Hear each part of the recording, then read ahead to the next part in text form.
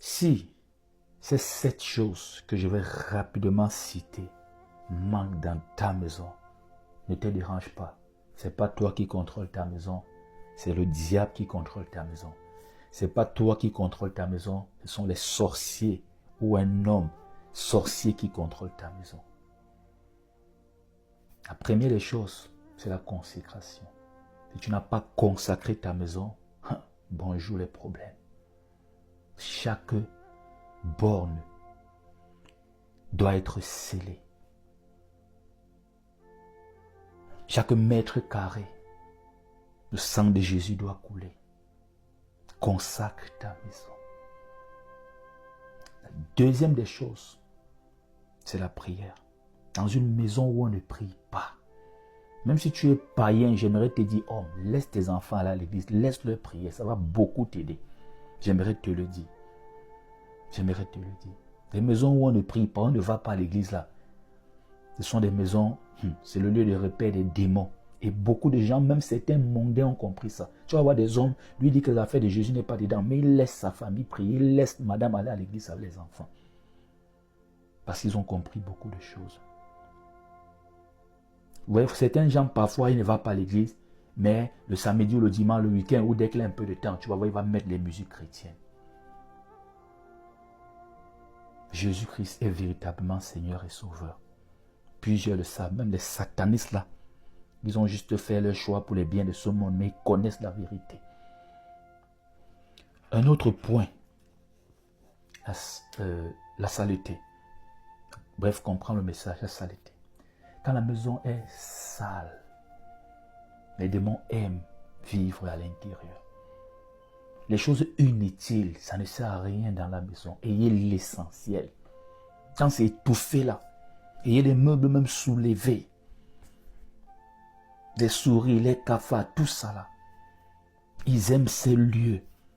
Ils aiment ces lieux. Et en spiritualité, les souris, les cafards, sont des animaux qui symbolisent des choses pas très bonnes. Gardez la maison propre. La maison propre. Un autre point, les disputes et les querelles.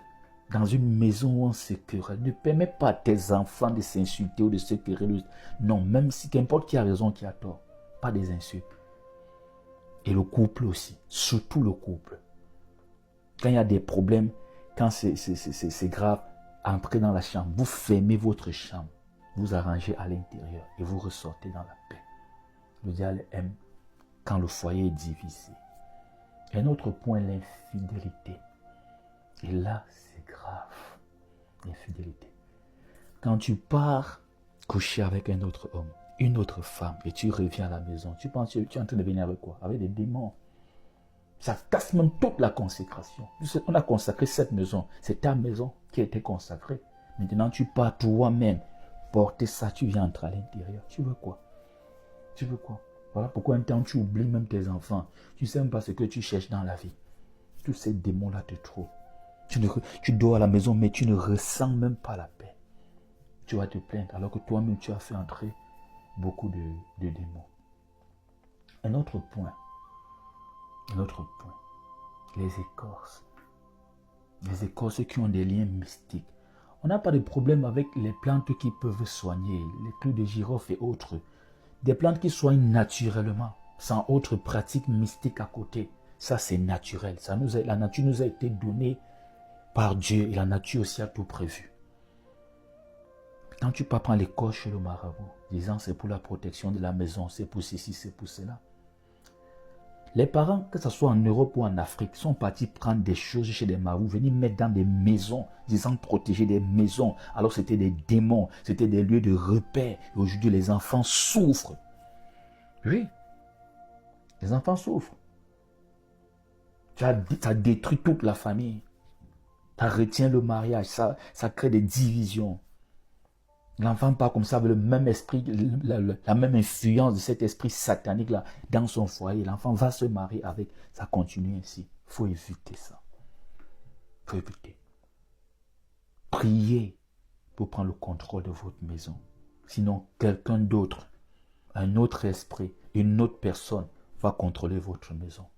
Tu vas croire être le boss, alors que c'est quelqu'un d'autre qui contrôle.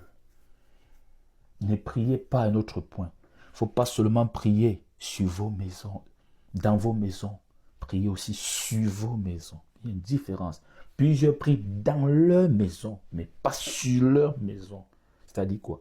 Dans la maison, mes enfants, Seigneur, bénis-moi, ouvre les portes et tout. Priez sur la maison. Seigneur, protège ma maison. Protège mon foyer. Que envoie tes saints anges camper autour de ma maison, se tenir devant chaque borne, chaque mètre carré, que ton sang se verse sur ma concession. Rejoins-moi sur Telegram, au plus 237 655 44 92 93. Tu envoies Telegram par WhatsApp à ce numéro pour recevoir les liens d'intégration. Que Dieu te bénisse.